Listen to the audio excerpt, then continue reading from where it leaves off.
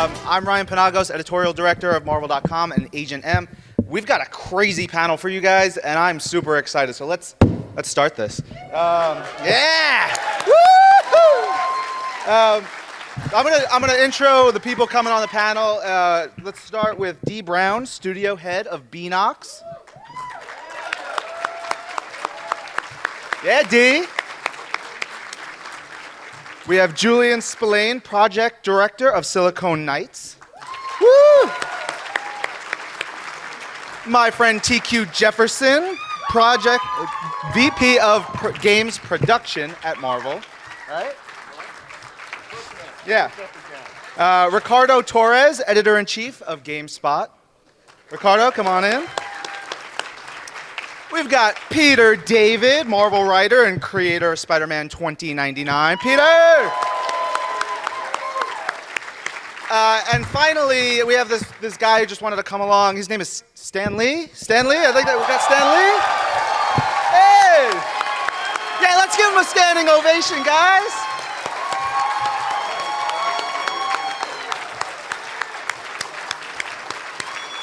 Woo!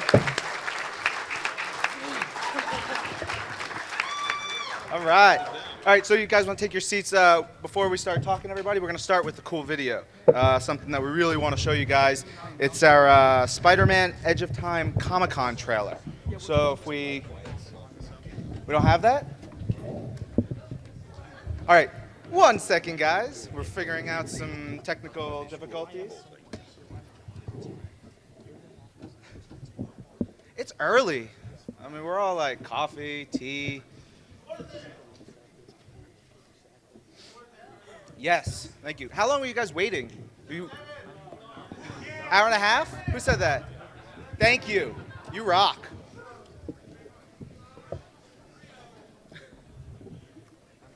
We're almost there. Trust me, this video is awesome. Comic-Con trailer. Hey, will we be able to see the screen? I always miss what's on the screen. I'll move. No, I'd like you to tilt the whole screen a little bit. They know what it is. I haven't seen it before. Oh, that's nice. Yeah, okay. That's all right.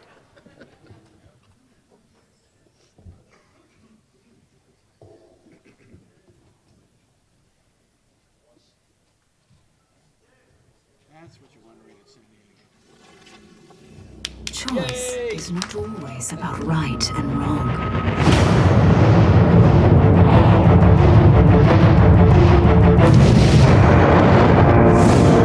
It's about what will define your path and make you stronger.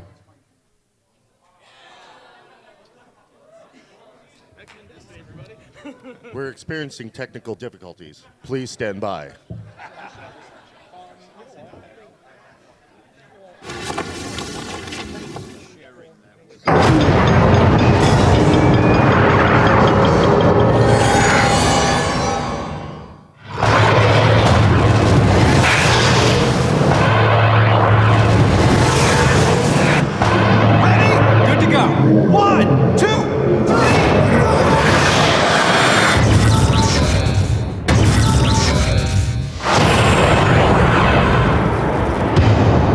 Must always fight, even if it's not his enemy, not his world, not his time.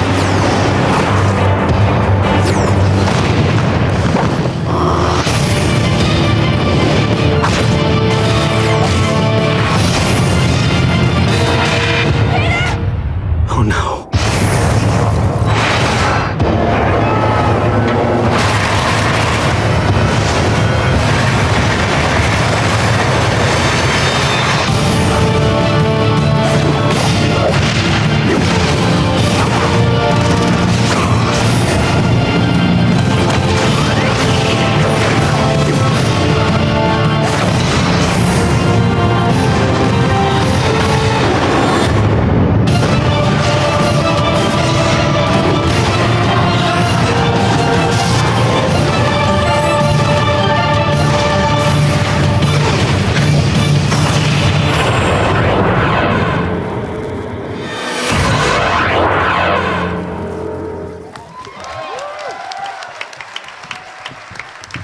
Seriously, you guys, I'm excited.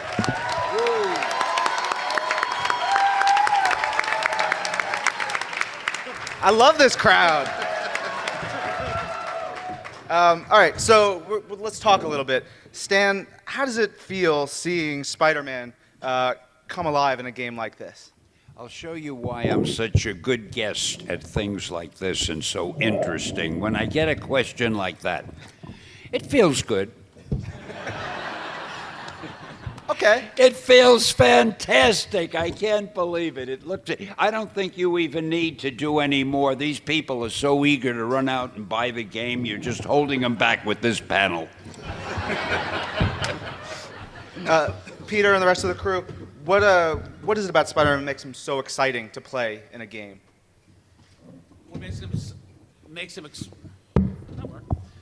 him exciting to play in the game? Yeah. He's Spider-Man. I mean, I know it's kind of a circular answer, but he's got the moves, he's got the leaps. There's so many ways that he can take an opponent on. And what's really cool about this kind of game is the more you do as the hero, the more you can do subsequently, because you unlock new moves, new abilities, new things that you can do, which is really kind of consistent with Spider-Man's actual history. You know, Peter Parker had a distinct learning curve at the beginning, and one of the things that was so exciting, you know, when Stan and Steve were first doing the character is Spider-Man discovering, oh, I can do this with my webbing. Oh, I'm strong enough to do this. I can do these kinds of moves. You follow, in to all intents and purposes, the learning curve of Spider-Man. There's that incredible, you know, experience of discovery. That's one of the things that I just think makes these games so incredibly entertaining. So D, TQ, how do you stay true to the roots of the character when you're making a game like this and it's just so crazy and fun?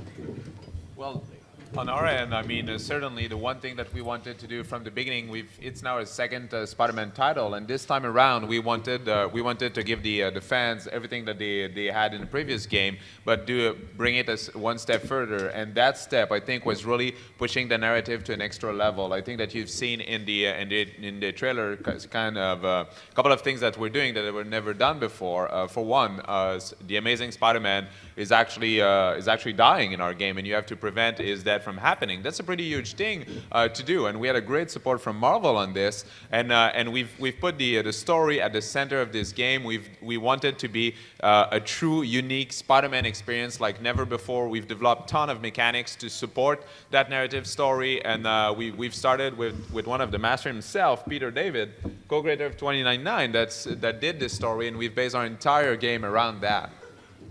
And I think as a storyteller and as a consumer, I think there's no greater impact than kill the hero. It's a bold move, and you don't see it very often in games or even in comic books. And Beanox went straight there instantly. It's the death of Spider-Man. It's like Spider-Man dies, now let's save Spider-Man. And I think that's just an amazing approach. It's refreshing. We haven't seen it in a game ever before, and they nailed it. And at one point in time, our now editor-in-chief, Axel Alonso, told me that just the key to being true to a character is knowing what clay to remove and what clay has to stay in order for that character to be true. And Beanox has done a great job of staying true to the character and then adding new elements to it that just enhance and don't contradict who Spider-Man is, how Spider-Man acts, how Spider-Man moves and fights, and they put it all together into this really just exciting thrill ride. It's the Spider-Man roller coaster in a game. Stan, Spider-Man dies in this game. How do you feel about that? What do you think the fans are going to feel about Spider-Man dying? I wasn't too happy. But I knew that in the capable hands of Peter David and Activision, somehow, some way, we would resurrect him or we would save him. And I don't want to give away how it happens, but I have a feeling that Peter managed to pull it off. Very good. All right, so we're going to transition from Spider-Man Edge of Time to X-Men Destiny. We have a new, guys, very exciting. We have the San Diego Comic-Con trailer.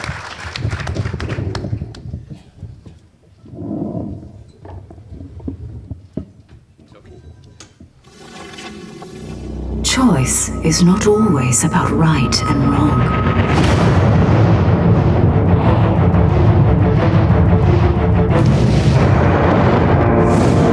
It's about what will define your path and make you stronger.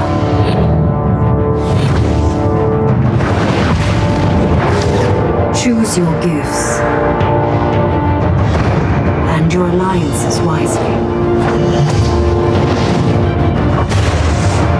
Because each will powerfully influence who you ultimately become.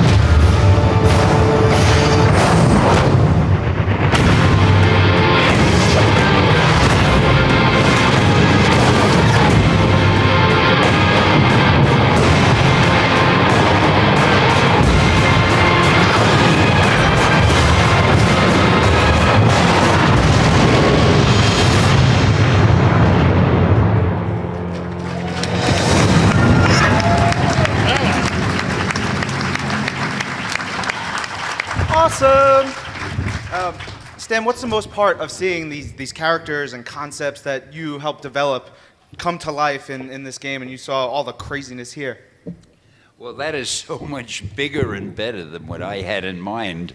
I was working on a little comic book with little pages and Jack Kirby drawing little pictures, and we did a little story, and all of a sudden, you people at Activision are able to put something on a screen that is so much bigger and better even than the average motion picture. I mean, you can do things you don't even see in a movie screen. I marvel at how these video games are produced and how they come out. They're bigger and better than movies. And when I look at things like this, I just figure, eat your heart out, Batman. I want someone to get that on Twitter. Get that out there. Eat your heart out, Batman is the quote of the show. So Stan, Julian, TQ, how do you take the inspiration from the characters that Stan helped create and translate those into this all-new experience for X-Men Destiny? Well, I mean, the X-Men they're such a deep and compelling universe. I once heard Stan talk about the origin and the creation of the X-Men, and that, he had trouble coming up with origin stories for all these superheroes, and there were just so many of them. So he came up with the idea of a mutant being born with this power, and I think inadvertently created a deep, rich universe talking about social issues, about balance, and about moral ambiguity, and how to survive in a world where you're persecuted. So creating X-Men Destiny, we wanted to really base this around choice. We wanted you take on the role of a new mutant, someone who is coming into their powers at a time when the world is in turmoil. They're being hunted by moralistic purifiers who are just bent on the eradication of all mutant kind. And you have to survive and find your own way. Are you going to align yourself with the idealism of the X-Men, of peace between humans and mutants? Or are you going to side with the Brotherhood's more Darwinistic view on life, that, Homo sapiens superior are really superior? It's all about making these choices, and we think as a video game, that is what the medium is about. With linear media like film, a story is presented, but with games, we're able to dig deeper, we're able to give the player a compelling experience that's tailored to them. And I think one of the great and refreshing things about X-Men Destiny is that there have been many X-Men games in the past, and there's a certain expectation and understanding of, okay, it's a Wolverine game, I know what Wolverine does, I know what Wolverine's not going to do, etc. But with introducing 3 brand new characters, it's a clean slate. So it's a brand new story. No one's ever played an X-Men game like this, where you're building your character from scratch. You can be invested in them, and you don't know where they're going to go.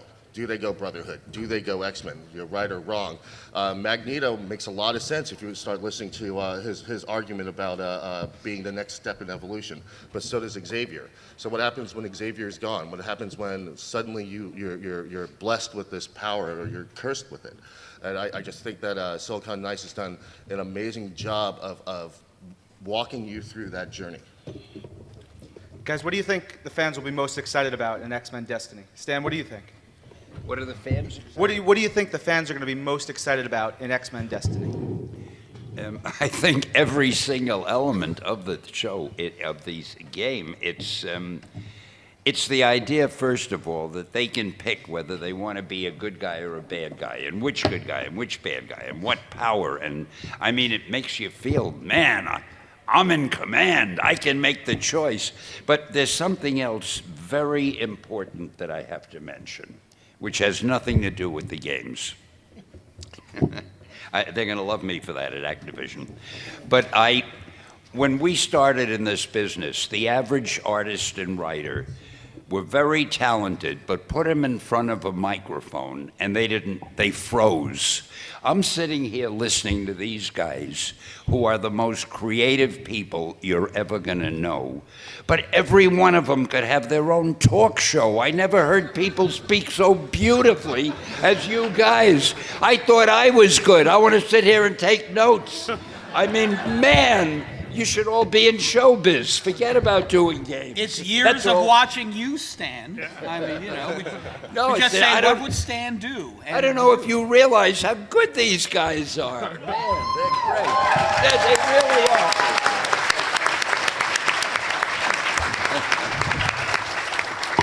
Well said. I don't even remember the old question. That was the best thing ever.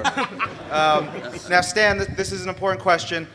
The X-Men versus Spider-Man. Who will win? Now, guys, X-Men versus Spider-Man. Who will win? all the X-Men? Yeah, all It's Spider-Man. And everyone How many ignore, X-Men we talking to? ignore Secret Wars #3, by the way. All right? I'll give you the answer. Anytime somebody says these heroes versus these or whatever, who would win? It depends on who's writing the story.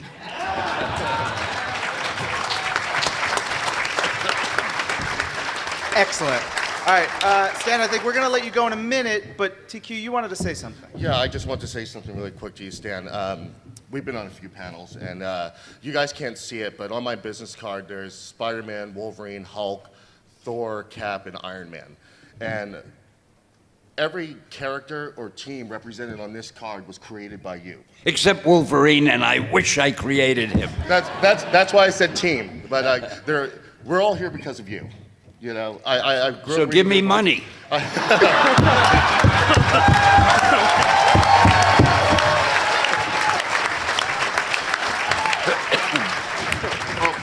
I don't have budget for that, but I just want to say I grew up reading all the Marvel books. I'm here today because of what you created, and I just want to say thank you. Thank you so much. Yeah. And let me thank you, all of you, for making the things that I did years ago look so sensational today. Thank you. Thank you, Stan. We're all good. What they're really trying to say is we had enough of you, Stan. Get the hell out of here. We got the pros coming in. Great seeing you.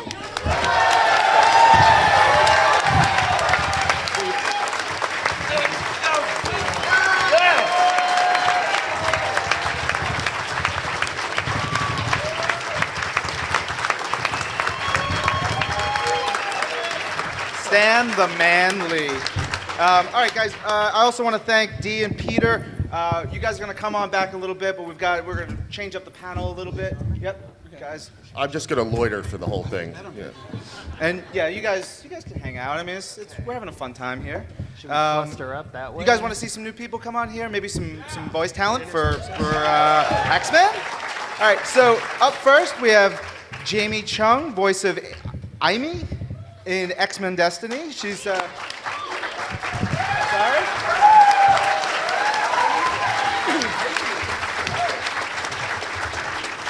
We also have Scott Porter, voice of Adrian in X-Men Destiny.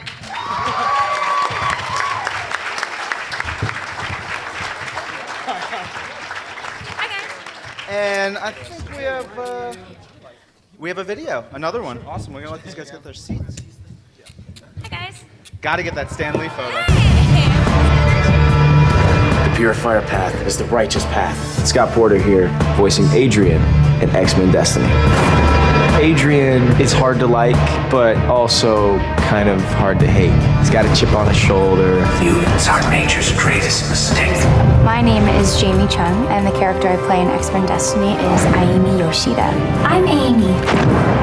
Good to meet you. She is from Japan. She's shipped off to San Francisco in order to avoid the incarcerating of mutants in Japan. I'm Milo Ventimiglia. Had a great time voicing Grant in X-Men Destiny. It's what being a superhero is all about, isn't it? Grant is a college freshman going to Berkeley, and he wants to play football. That's all he wants to do. He seems to be the clean-cut all-American good guy.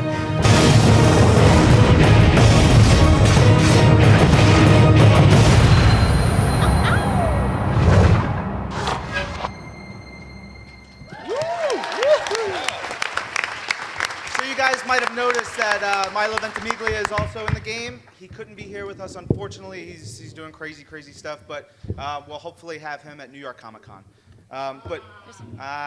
Sorry.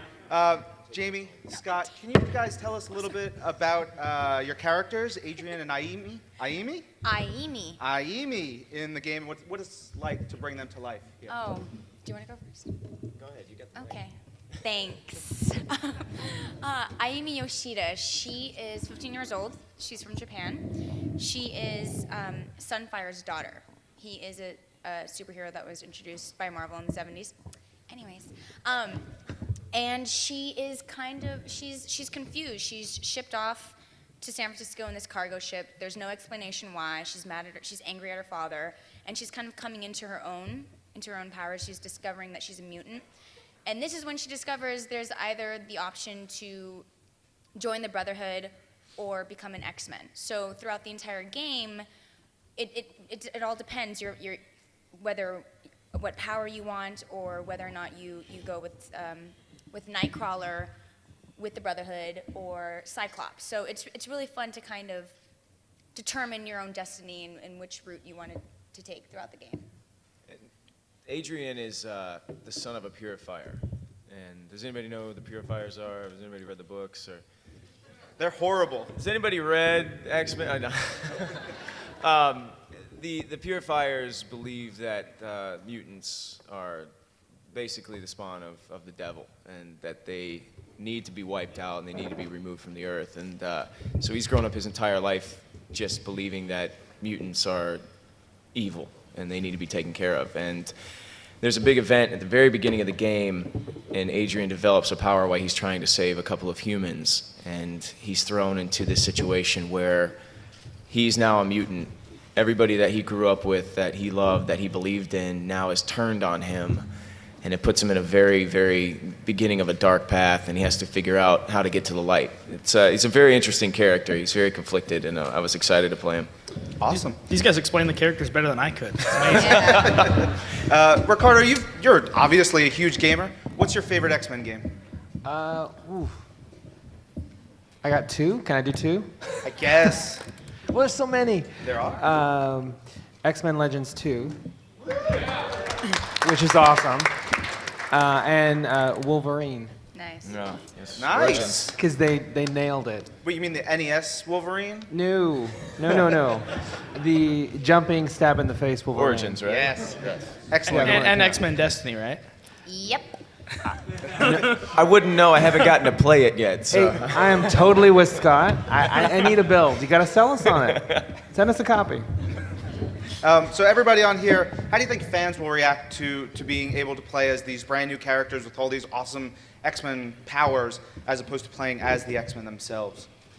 I mean, I think it's a fantastic opportunity. I think fans are going to be able to immerse themselves in the world to a far greater degree than they've ever been able to do before. I mean, we've played through X-Men Legends, we've played as Cyclops, we've played as Wolverine. This is awesome. This is now an opportunity to fight alongside these characters, learn their personality, see how your character, your playstyle, and your choices reflect in their decisions and their attitudes towards you.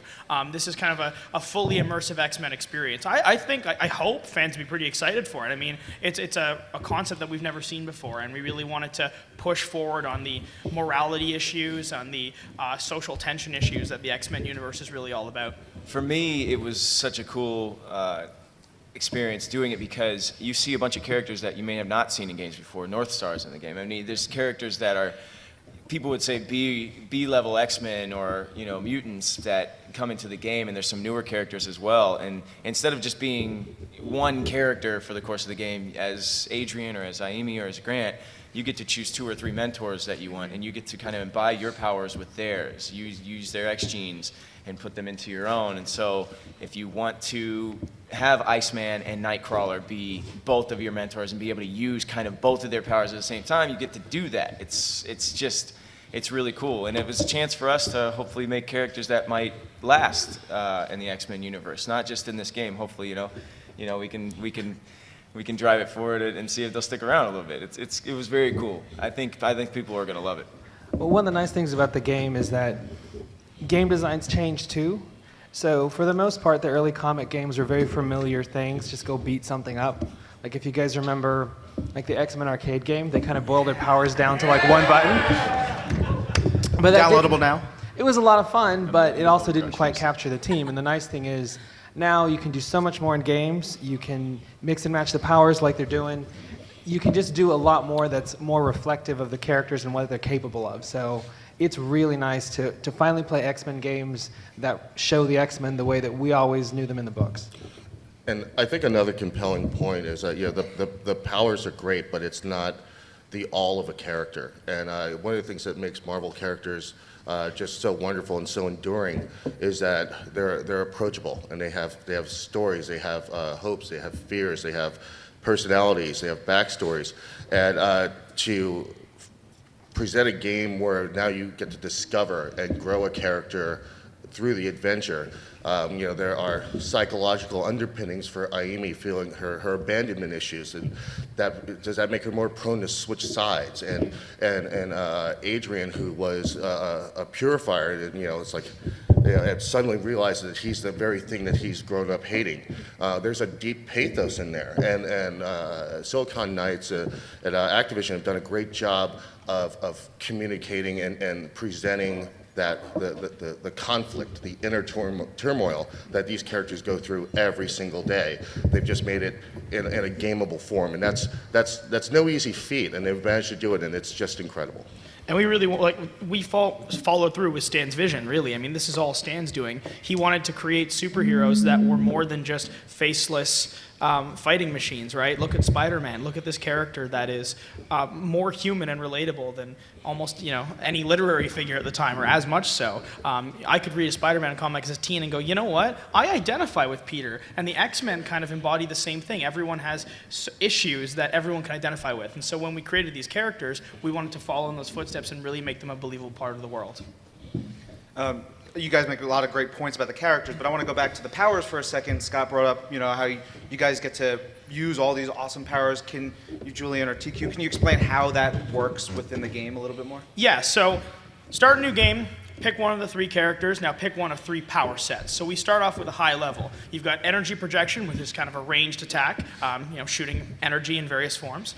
Density control, which allows the character kind of change their mass, change their shape, and a bit more of a kind of a stony look to it. And shadow matter, which channels the energy of shadows to create blades and move yourself at high speeds. So these are kind of your core overarching power sets. Now, as you play through the game, you get experience points that you can use to level these up in the form of bread and butter combos, and also additional powers that you unlock at certain destiny moments. Now, on top of that, we have a system called X genes. In the story, the UN scientists are extracting genes from mutants. They've been able to isolate the X gene to create basically mutant drugs, and they are synthesizing these compounds. So in the game, you can collect X genes to augment your abilities. We've got 3 types: offensive, defensive, and utility, that act from range from buffs to actual new abilities. So a perfect example, you could collect Iceman's utility X gene and get the ice slide and be able to freeze enemies and move around at high speeds.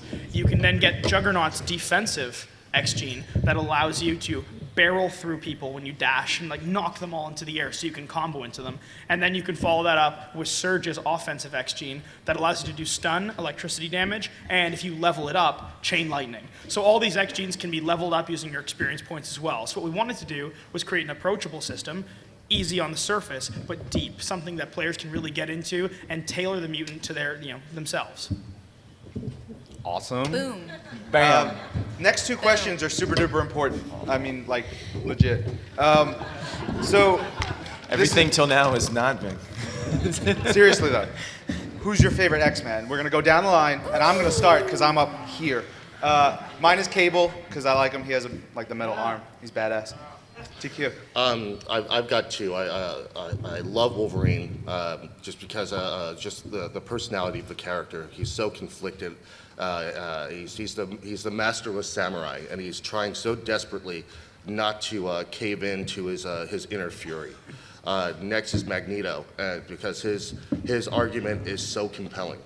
He's perhaps one of the most developed villains or characters, and you could argue he's not a villain. He's one of the most just developed characters in comic books. You listen to what he has to say, and it kind of makes sense. And he's got a lot of rage, and he just wants to protect his people, and I think that's fantastic as a character, as soil to draw stories out of. Just amazing. Psylocke. Sword wielding, British accent, leather suit. Boom. I like that. I'm just one. I'm gonna give a top 5, and I'm gonna say I want to see them in a book together. I want Havoc, I want Iceman, I want Nightcrawler, I want Beast, and I want Psylocke on a team. That's my top 5. What would you call that team? Come on. What would I call that team? Yeah. Export. Awesome. Excellent. I don't know. X-Men, excellent. Excellent. Why those characters? What? Those just the ones you grew up with? You know, Iceman is always, I'd say him and Havoc are my two favorites. I love that Havoc has had to live in the shadow of Scott. He's got all the fire in the world, though, and there's I don't know. He's like Scott with a temper. I don't know. I love Havoc, and Iceman is just, he's always been underrated, but you can see when he goes mega level, like before Age of Apocalypse, how powerful he can be. But the fact that he's such a smart ass all the time is also intrigues me. So Jamie stole mine. I was gonna say like Betsy Braddock, and everyone would have been like, yeah, I know who that is. No, wait. So actually, I'm gonna say Apocalypse. I mean, he is the coolest villain of all time, right? None of this dark side nonsense. Apocalypse is the oldest mutant, right? I mean, he's a guy who has been around for thousands of years, and he has become so jaded, and he wants to see this survival of the fittest come true. And it's so Machiavellian and so dark, and he's just so epic. It's hard to not love him. I'm going to date myself, but I'm going to pick 2. Wolverine, of course, and he's timeless. But Storm before she got married. Why before she got married? She is still awesome. She's still a goddess. She's still fantastic. She's just real settled down now. I liked Mohawk. Crazy Storm would stab people in the face if she had to, kind of thing. Yeah, she roughed up Callisto. She did. She roughed up a lot of people. She did. Remember, she beat Cyclops without powers. Uncanny X-Men 201. Yep. There you go. Who will lead? Who will lead them? Hard times. All right, so then the other important question here, the thing about X-Men Destiny, you're playing these characters and you have the choice to kind of go with the Brotherhood or go with the X-Men, and that's not a black and white choice, it's not a good or evil choice. There are repercussions and there are a lot of levels that go along with this, but if you had to make that choice, who would you choose? Would you go with the Brotherhood, who stands up for mutant rights, who wants to, really fight back against essentially racist and horrible people, or the X-Men, who are sworn to defend those who hate and fear them? It's not an easy choice, I don't think. I would probably go the X-Men, but whatever. I mean, the Xavier Magneto dichotomy. It's Martin Luther King Jr. or Malcolm X. Which path do you choose? I'd like to say that I would choose the side of the Angels and walk the path of Xavier, but I have a real feeling that I would side with Magneto. Do you have a bad temper? Do you have a bad temper? Would you just... I have rage issues. Okay. Jamie? I guess it would depend on what side of the bed I wake up that morning. But I would say X-Men. Yeah. There's something so gracious about their belief of kind of embracing all the hate and the love for mutants. But Nice. X-Men. Man, I think I grew up wanting to be a superhero, not a super villain. But I have to say that Magneto is such a compelling character, and as far as Adrian goes, like when you play the game, you're just going to be able to kind of put all that aside and and just let it work out its course. So I could very easily end up on the Brotherhood side, with Adrian, where he's coming from and how well the story has been fleshed out, and Mike did a fantastic job, and I just, I think it would be easier for someone who always grew up wanting to be a superhero to go a little dark in this one. Cool. I'd say the Morlocks, but I guess it's not one of our choices. So you want to live in the Caliban is in the sewers? game, right? Come on, Caliban is in the game. Caliban I is mean, in the really. game. I know I'm a plucky idealist, and I look at the fight for righteousness and justice and the peace that the Xavier students walk down, and I could see myself fitting in that groove. And I mean, they got some cool people on there too that I think I'd identify with. I mean, a lot of the guys on the Brotherhood really creep me out. I mean, Toad. Imagine like hanging around, sitting around talking to Toad. I just don't think I'd be able to do that very often. So. I think you've got the angry people bookending the panel.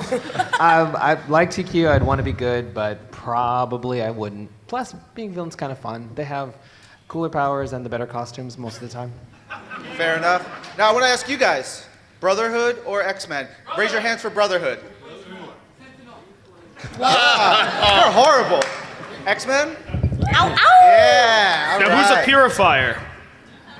That guy. That guy, get him out. Oh, you're that guy. Get your flaming pitchforks ready, guys. All right, guys, we're going to let you guys go, but please give these guys a round of applause. Jamie and Scott, thank you so much. Julian.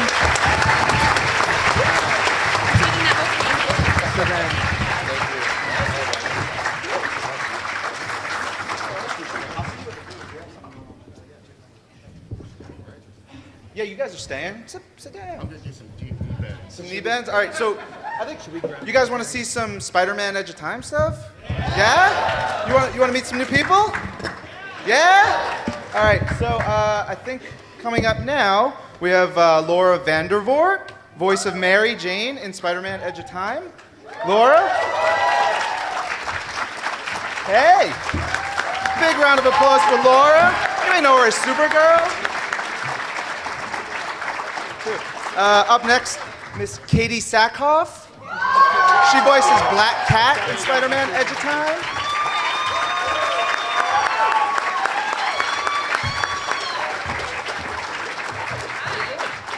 And finally, not yet? Thank you. Sure. We also have Dee Brown. Come on back. Oh my God, there's chocolate. What's up, Dee? And Mr. Peter David. Where you at, Peter? Hello, sir.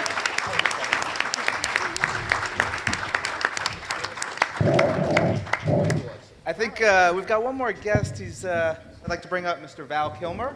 Sir? Sir? Yeah, come on.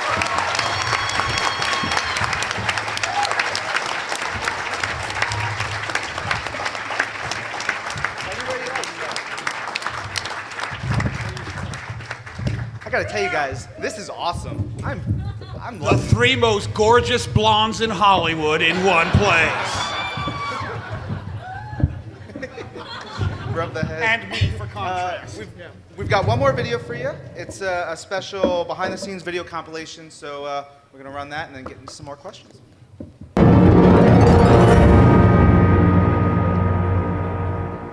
Hey, I am Katie Sackhoff, and I am voicing Black Cat in Spider-Man Edge of Time. Help me, Spider.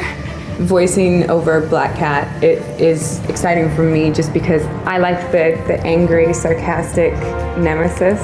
My character, Walker Sloan, is the cause of the entire drama. I'm almost embarrassed it took me so long to come up with it. He's a very clever guy, so he doesn't have a reason to be good. I had a great time voicing Mary Jane in Spider-Man Edge of Time, and I can't wait for you to meet me in the game. I'm really excited to be a part of Spider-Man Edge of Time because this is actually the first time I've ever done a video game or voice work. What are these things? You never said who you are. And where's Peter? And to be Mary Jane is, I think, the highest honor I could have had in a video game. I've always enjoyed her as a character.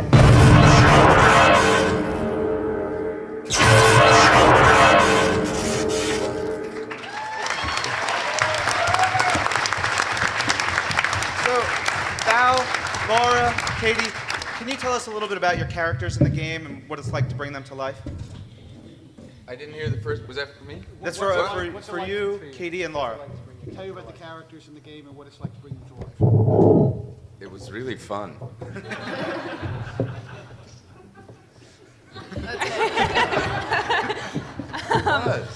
It's really fun.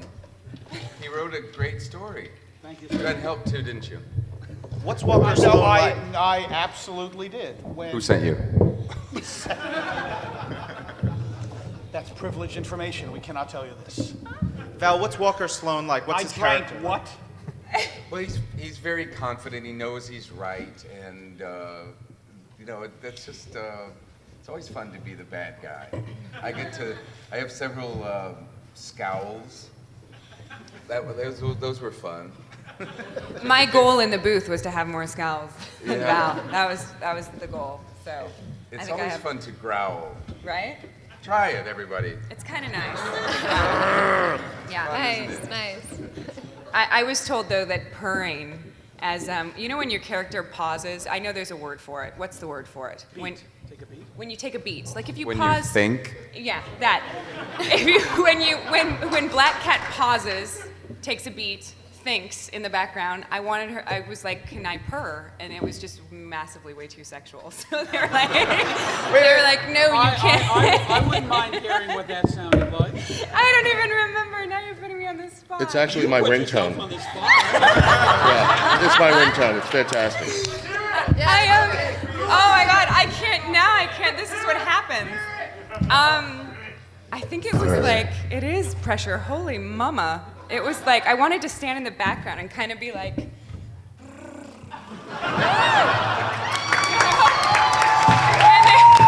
they wouldn't let me. They were like, no, you can't be purring. And it had this kind of like sexual sound to it. And they were like, you can't do that, Katie.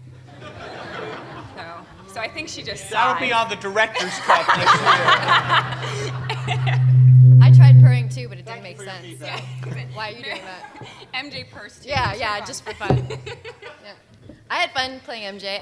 A lot of the stuff that I did was falling down an elevator shaft for a couple hours. A lot of screaming. A lot of fun. It was great. First time doing a video game. Awesome. Yeah. Is it weird doing a video game versus maybe voicing animation or doing just voice stuff anywhere else? I hadn't done a lot of voice work myself. I just did, Smallville and V, and this is really the first time I've gotten into it. So it's fun. You get to really kind of go over the top with it. Cool. Katie, Val, have you guys done voiceover work before? I did DreamWorks' first animated film. I played Moses. That was fun too. Yeah, it's great. People really care in this world, and there's something different than the regular movies. In that I don't think it's more time, but there's a because you're dealing with elements that are already existing or being created, emotions that match images that are preconceived and storyboarded. You can be very, very meticulous about it. So that's very comforting, because it's like everyone is involved in a sense with the direction that normally is just your relationship with the director in a regular movie. And that was certainly true at DreamWorks and true with this gang. Really, really thorough. Everybody knew exactly what we were going for. Cool. You'll see. You'll see. Now, a question for D and TQ. Tell us a little bit about the picture-in-picture technology and this cause and effect gameplay. I mean, those are big parts of Spider-Man: Edge of Time.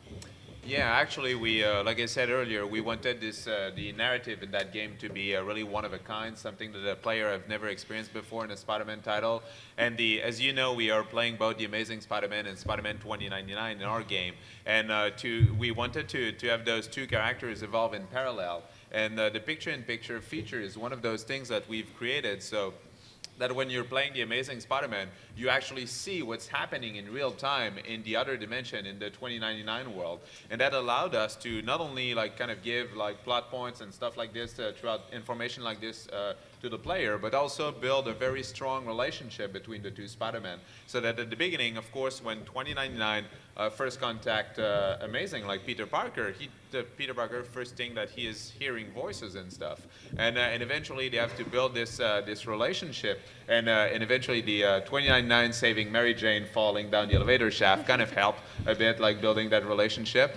But so picture-in-picture is one of those things. We've also pushed that even further with cause and effect moments, where actually when you're playing, for example, Amazing, and you're doing certain stuff, it has an immediate impact on the 2099 world. So at some point, for example, you're in the failed experiment lab at Alchemax, and you can see in a picture-in-picture that 2099 is having problems with failed experiment on his side of time. So actually, you have to destroy those experiments so that they cease to exist in the future. And so that's just one of those cool moments that you're gonna experiment throughout the game. Cool. Now, how does it come about that Spider-Man from the present and Spider-Man 29 from the future actually reach across time to communicate with each other? Well, what do you folks know about quantum tunneling? I mean, a lot. I can tell you know a lot. Do we have any theoretical astrophysicists in here? Take her away. Why are people laughing? Everyone from Canada is a theoretical. An incredibly polite theoretical. Yes. A really smart person. With great health care. So, Peter, I mean, you're the scribe for this. I mean, it comes about obviously out of story necessity, and I mean, I literally could go into detail, but there's really not much of a point to it because that's really part of the game. Because Peter Parker says to Spider-Man 2099, "How are you doing this?" And all I will tell you is that since you saw it up there, it relates to when Peter says, I had to donate a part of my own genetic makeup into the permanent Alchemax files. That is a key element in how Spider-Man 2099 winds up being able to communicate with him in the past. And one of the running gags in the thing is that when you're dealing with time travel, when you're dealing with these kind of quantum causality aspects, there's going to be holes. There's going to be things that are really going to be tough to cover.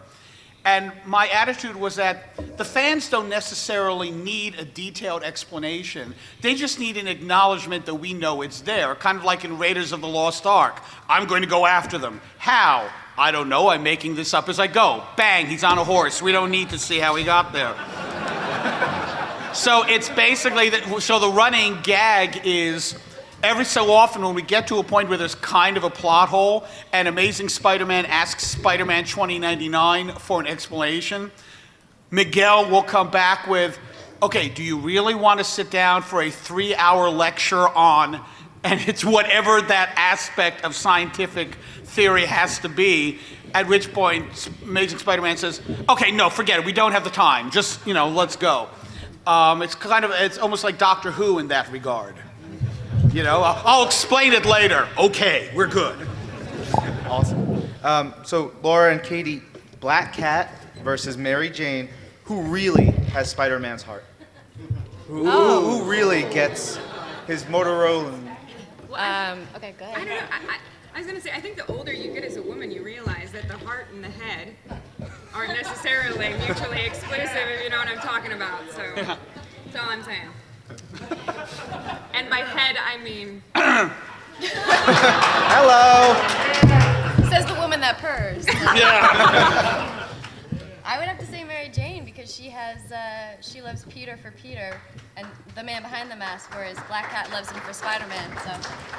Aha. The man behind the mask. This is a romantic crowd, obviously. Val.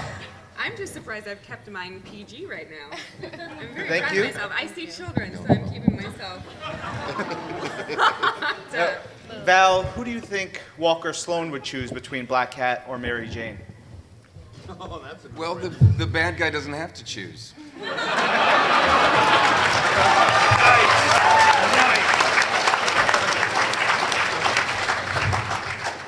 Nice. Awesome. Knows how to treat the ladies. So in the game, the characters have to work together. Tell us a bit more about the inspiration behind the story. Where did it come from? How did it develop? Where did you guys come up with this? Basically, what happened was I was, flown up to the offices of Beanox. I really didn't appreciate being stuffed in a FedEx box, but budget. What are you going to do? And we, to all intents and purposes, sat in a conference room for a solid week, hammering out all the aspects of what the story was going to be.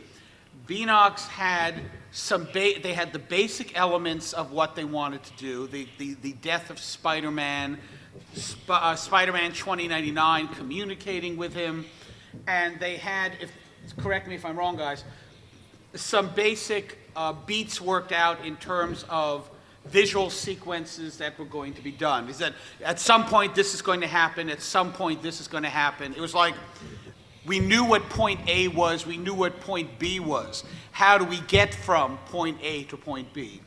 And we worked out all the actual places in Alchemax, the actual places in the 2099 universe and modern day that were going to be visited. And we worked out the overall story beats, worked out some of the major reveals and surprises that the story has to contain. We were in constant touch with Marvel, and I gotta say, one of the great things was that, at one point, we came up with an idea and we went, oh my God, no, Marvel would never let us do that. And we get in touch with Marvel, and Marvel's going, yeah, okay, yeah, that works. And Marvel was in constant communication, and sometimes Marvel will come back with a note and say, okay, you've thought of this, but have you considered that if this, then that? And we would go, oh, damn it, they're right. So we would have to, I'm sorry, oh, darn it, they're right. And we would have to make the adjustments, and it was this constant give and take. And from the point of view of a writer, that's tremendously exciting, because most of the time I spend my job sitting in my office by myself. It's me and the computer. So having that free flow of ideas and information and back and forth with them and with Marvel, and really the stuff that Marvel let us do, I'm thrilled. And I have to say, I never for a moment thought that the joke about the Spider-Man musical would actually get into the game. I'm sitting here watching this with you guys. It's the first time I see it, and JJ's going, next thing you know, there'll be a musical with a chorus of Dancing Spider-Man. I'm going, they didn't cut that? Oh my God. Awesome. All right, thank you, Peter. I think you guys want to do some Q&A with these lovely folks up here, and maybe we'll bring back some of the other panelists. If you guys want to line up here, there's a microphone, and let's bring back Julian, Scott, and Jamie.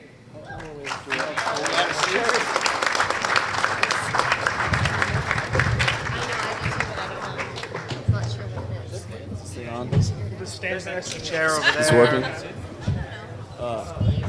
By the way, I just want you guys to know that Scott Porter's fan cred is impeccable, because the first time I met this guy was at Dragon Con, where he showed up as a fan, and that was it. So. Yeah, 6 years ago. Yeah, 6 years ago. Before Friday Night Lights, before Speed Racer, there was this young actor who's just a huge comic book fan. So. Yes. All right. Like this. Let's hear it for Scott. Let's hear it for everybody on this panel.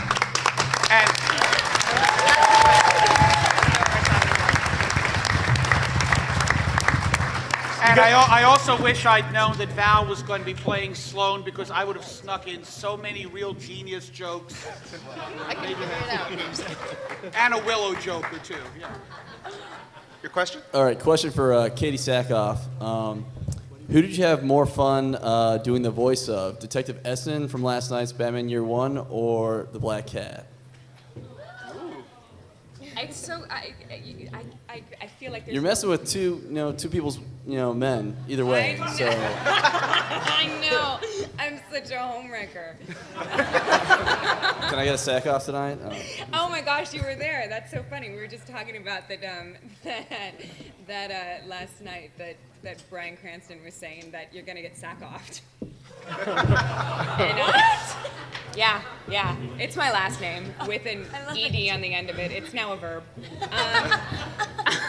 So I don't know. They're both so different, I mean, last night was just kind of like in Batman, just kind of like acting very similar to myself actually for Detective Essen, and then for this, there's so many different like subtleties to it. Like if your character gets punched, it sounds like, huh, but if they get punched midair, it's like, so it's like you have to there's so much more that goes into this than went into last night. Last night is more of more similar to a live action job than this is creating something completely different. So I love them both equally the same. All right. Thank you. Great question.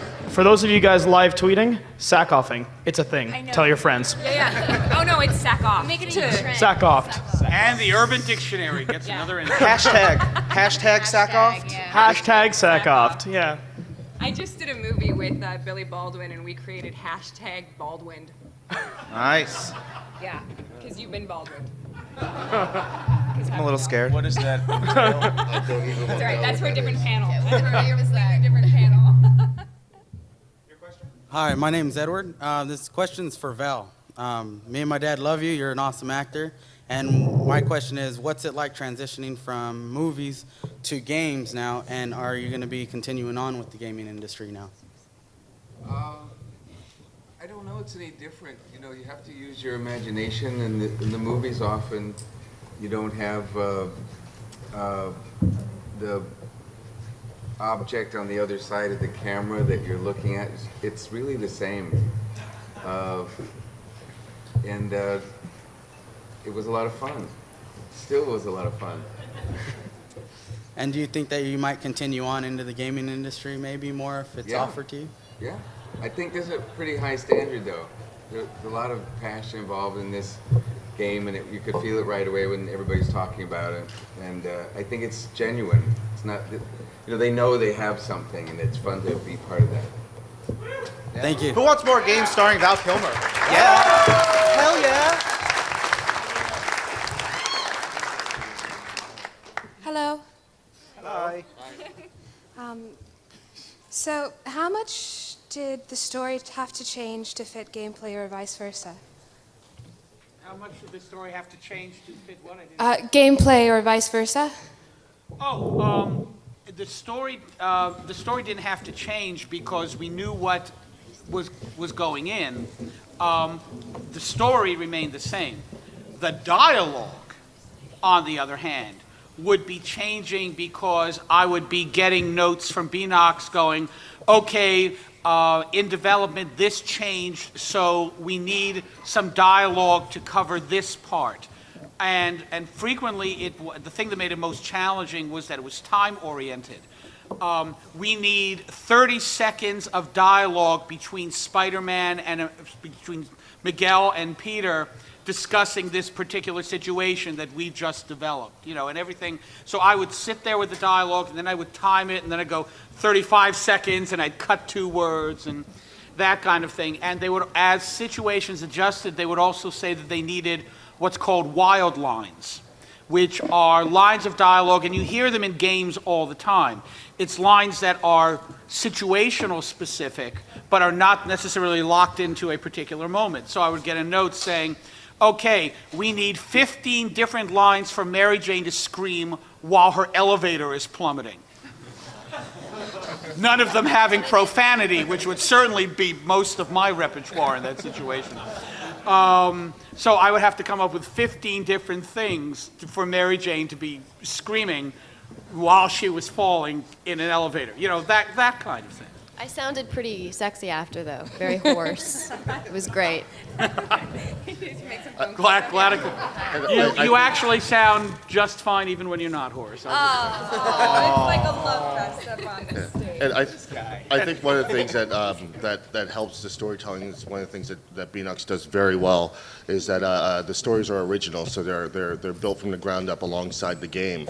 When you're trying to adapt the storyline that's already in the books, then I think there are compromises that have to be made or bits have to be cut, and that's when the continuity police go nuts because you left out this bit with Mary Jane because it doesn't fit gameplay.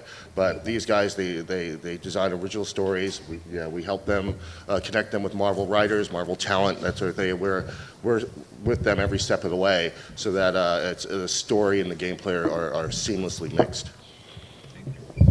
Thank you for the question. Hello. For the X-Men Destiny, where do you guys start with thinking of which characters, which X-Men you're going to put on there, and which Brotherhood you guys are going to have on the game? That's a good question. So we worked with Mike Carey, legendary X-Men writer. In fact, he wrote X-Men Legends. So, he is a super, super talented conceptualizer. And so what he did is he kind of came up with a world. He came up with a situation that is slightly different from current continuity in the comics, and around that figure out, okay, well, if Professor X is dead, who's leading the X-Men? And so kind of stepping from that, okay, well, Cyclops and Emma are kind of working in tandem to lead the X-Men. But we also didn't want to focus on the quote-unquote Tier A characters because we've seen them all, we love them, but we included characters like Pixie, making her first game appearance, I think, Caliban from the Morlocks. We wanted to pull in characters that are representative of the state of the world. Not just it's a cavalcade of X-Men and Brotherhood, but more like, okay, well, who would be helping to find lost mutants? Well, Caliban can sense mutants, so of course he would be aiding Pixie, the teleporting mutant, or I guess teleporting magic using mutant to help find them. So we wanted to include X-Men and Brotherhood and non-affiliated mutants that fit the context and fit the story. You're so weird. I know. All right, thank you. I love you, Val. Hi. This is probably best for Peter, but Spider-Man 2099 being probably one of my favorite comic book characters of all time. Thank you. But also someone that isn't necessarily everyone is as familiar with as Peter Parker. So people know Peter and his personality, but so how did you decide how to distill Miguel's personality, bringing it into the game? What elements of his backstory and personality, and how did you make that decision? Well, the thing that I was able to do is that since Miguel and Peter interact with each other throughout the game, it's that interaction that enables me to explore the characters and the differences in the character. I don't have to do an info dump to explain why Miguel is the way that he is. All we have to do is have him getting into arguments with Peter Parker as to what priorities should be. And that conveys a lot about what his character is, because you've got a really interesting disparity in that Peter Parker has been Spider-Man longer than Miguel has. But Miguel is older than Spider-Man. Miguel is older than Peter Parker. Miguel is in his late 20s, and if not borderline early 30s. And so he feels like he has more life experience. So you've got Miguel basically going, I don't need to be lectured by this punk kid. And you've got Peter going, I don't need to be lectured by this guy who's been Spider-Man for this long. And this really sets up a fascinating dynamic between the two characters. And that's how I'm able to explore, Miguel's personality and to put it forth to the readers, to the game players who may not be familiar with him. Cool. Thank you very much. Thanks. Good afternoon. My name is James, and for the story creators, was there ever a point when you're doing multi-level time travel? Is there a point where you're like, we're screwed here. It's so hard. I don't know how we get through this point. Or is it just pretty easy? Those were the points where we pulled the gag about. You really want a 3-hour lecture on this? So if you really want to know any point where we kind of went, that's pretty much it. Okay, that's how you get through it then. Okay. We also had some extensive discussions about time paradox and. If this happened, then how could this be the case? Which is pretty much part and parcel of any time travel story. One of the thing also to understand is that this game is not a game that we've built and after that we've strapped the story on top of that. We did it the other way around. As Peter said, it's true. We actually locked him in a conference room for a week, and we really came out with a story. And after that, we've built our entire game around this. All the mechanics that you've seen, the picture-in-picture, the cause and effect moments, every single thing in that game is built to support the quite incredible story that Peter and our team has come up with. It's really great. So that creates a pretty unique dynamic, I think, in our game. Yeah. Thank you. And Mr. Kilmer, Lisa Tall Chief Brian says hello. I'm sorry, I was talking to what? Hello, good morning. My question is for the X-Men Destiny team. So we have 3 different characters, but how does the gameplay change? Like, how dramatically does it change when you're going Brotherhood versus X-Men? I mean, are we talking about completely different areas? I mean, how and also with that different characters, how does that gameplay change? So it's kind of a multi-tier answer. As you progress through the game, you make your choices, various beginning Brotherhood or X-Men faction, which in certain circumstances takes you along different paths, increases your likelihood of getting various X genes from members of those factions. So if you say you go Brotherhood in one area, you may be more likely to get a Magneto X gene. It also chooses and kind of pushes who fights alongside you in certain climactic battles. So at various instances in the game, you have got Brotherhood, members of the Brotherhood and members of the X-Men fighting alongside you based upon your choices, missions for specific characters on either side. And as you progress through and as you do these missions and do these side quests, their personalities and their attitudes towards you change as well. So in the demo that we gave earlier today, I don't know if you saw it on the show floor, but if you give the serum to Gambit instead of giving it to Colossus, when you reconvene with the X-Men, they're less trusting of you. They don't know if Gambit can influence you so easily. Well, are you as reliable and trustworthy a member to the X-Men team? So it influences both narrative and gameplay on a variety of levels. Thanks.